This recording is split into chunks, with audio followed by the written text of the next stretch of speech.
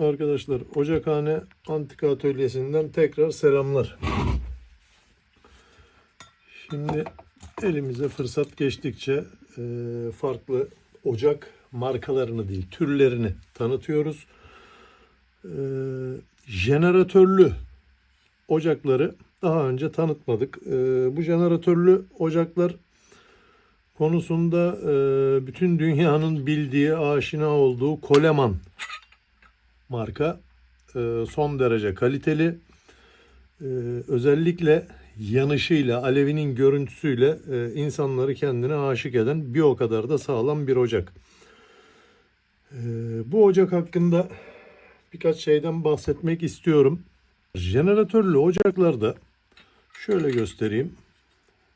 Tankın içine ilk basıncı biz pompa yardımıyla veririz. Yani pompalama suretiyle tankın içinde bir basınç oluştururuz. Musluğu açtığımızda jeneratörün içine gelen soğuk benzin burada ısınarak ucundaki meme vasıtasıyla buhar halinde püskürtülür ve şu deliklerden yanmalar başlar. Şimdi Coleman'ların vanasında farklı bir özellik vardır. Bunu bilmeyen arkadaşlar için de açıklayayım.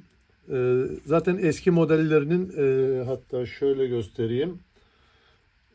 Bakın vanalarının üzerinde de yazar. Jeneratörler, yani şu kısım jeneratör borusu ısınıp alev tamamen maviye dönene kadar çeyrek tur vana açılacak. Alev tamamen maviye döndükten sonra tam tur açabilirsiniz. Çünkü bu vanaların bir özelliği vardır. Vanalar alttan, yani o vana çubuğu alttan benzini çeker, üstten havayı çeker. O yüzden bu oranlama önemlidir. İlk başta yakarken sonuna kadar açarsak ne olur? Jeneratörün içine bir anda geçiremeyeceği kadar sıvı benzin gelir. Hani arabalarda diyoruz ya işte boğuluyor diye. Bir nevi ona benzer jeneratör borusunu zorlamış oluruz. Bu önemli. Ocağı ilk yaktığımızda biraz sonra göreceğiz. Jeneratör borusu ısınana kadar alev sarı yanar. Sarı ve isli yanar. Boru iyice ısındıktan sonra alev maviye döner ya da alev maviye döndükten sonra borunun iyice ısınmış olduğunu anlarız. Şimdi bu ocaklar, yani Coleman'ın ocakları ön ısıtmasız. Hani biz normalde Sovyet ocaklarında ya da birçok İsveç ocağında, gaz ocağında, lüks lambalarında alkolle bir miktar ısıtma yapıyoruz ya. Bu ocaklarda o ön ısıtma olayı yok. Ocak istenilen sıcaklığa ulaşana kadar alev hafif sarı yanar ama bu çok kısa sürer çünkü alev jeneratör borusunun yani jeneratör borusu alevin içinde kaldığı için hemen ısınır. Şimdi bu ocakların pompalarında, bakın Coleman ocaklarının pompalarında şöyle bir özellik vardır. Pompalar kilitlidir. Yani şöyle kilitlidir. Bakın size şöyle göstereyim. Bakın üzerinde close yazıyor. Yani şu tarafa doğru kilitleniyor. Bakın şu tarafa doğru çevirdiğimiz zaman açılıyor. Hemen bütün Coleman ürünlerinde sağa doğru çeviririz. Bakın şuradaki deliği parmağımızla tıkarız. Pompalamamızı yaparız. Ve daha sonra kilitleriz. Bu kilitleme mekanizması aslında pompa silindirinin içindeki valfi kilitliyor. Dolayısıyla tankın içinden basıncın pompa silindirine gelmesini engelliyor. Arkadaşlar, Coleman ocaklarının, yani 1950 model hemen 75-80 yaşındaki ocakların bile Amerika'da Coleman bünyesinde yedek parçaları halen satılabiliyor. Biz Ocakhane olarak yedek parçaların hemen hemen hepsini yapıyoruz.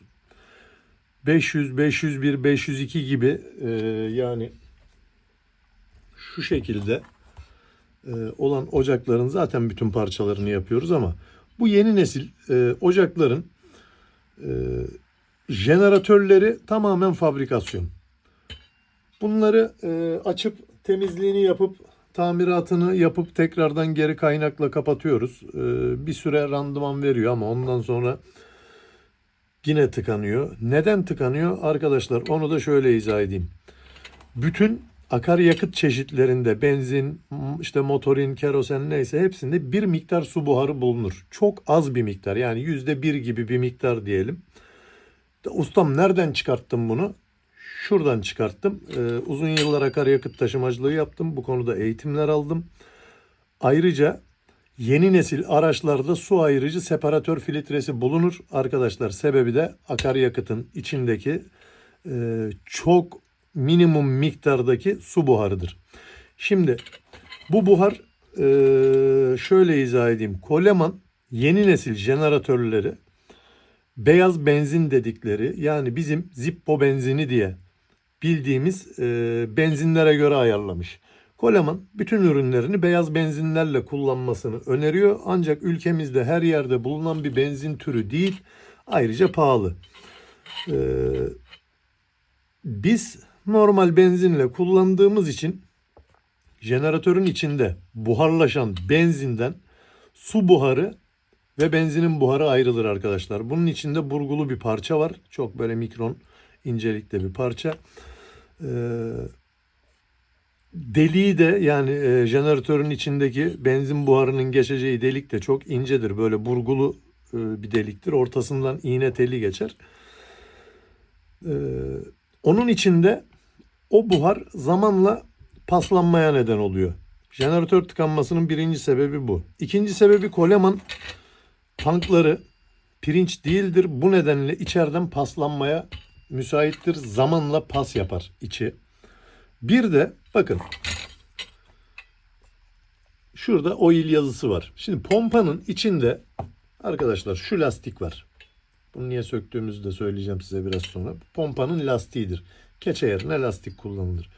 Bu lastiğin aşınmaması ve çok daha rahat çalışması için şu delikten ara sıra bir ya da iki damla, çok değil, şöyle göstereyim, ince makine yağı damlatılması önerilir. Şimdi biliyorsunuz bizde her şeyin fazlası makbul oluyor. Arkadaşlar buradan boşaltıyor yağı. O yağ pompalama yaptığın zaman benzinin içine karışıyor. Jeneratöre gelen benzinin içinden hem su buharı ayrışıyor, hem o yağ ayrışıyor, hem de benzin. Benzin enjektörden püskürtülerek yanıyor. Ama su buharı ve özellikle o yağın buharı burayı tamamen kapatıyor. Bunlara dikkat edeceğiz. Ocağımızın parçaları bulunuyor dedik. Biz de dedik ki arkadaşlar hemen her türlü parçayı yapıyoruz. Şimdi bakın pompa lastiği. Bu lastik, bunun fiyatı ne kadardı?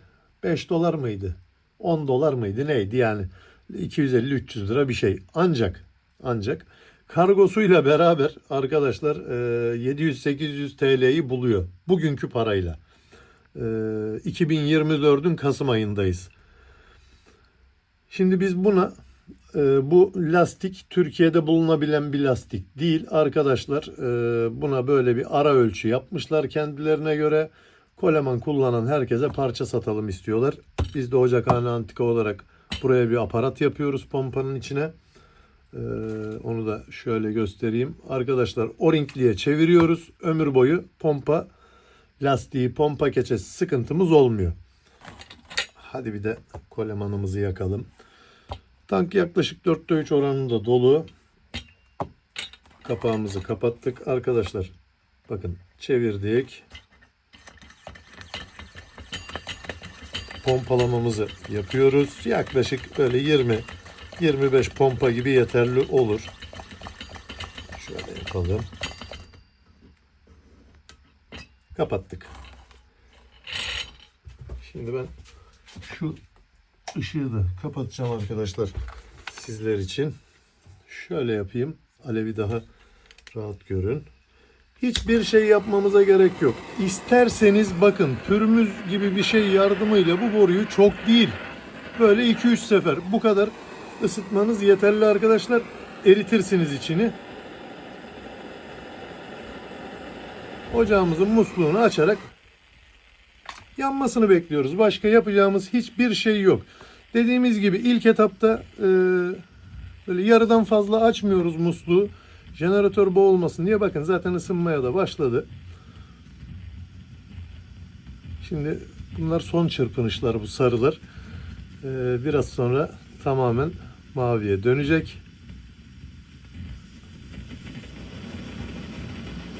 Evet, maviye döndü arkadaşlar. Şunu da kapatayım. Bakın sonuna kadar açık.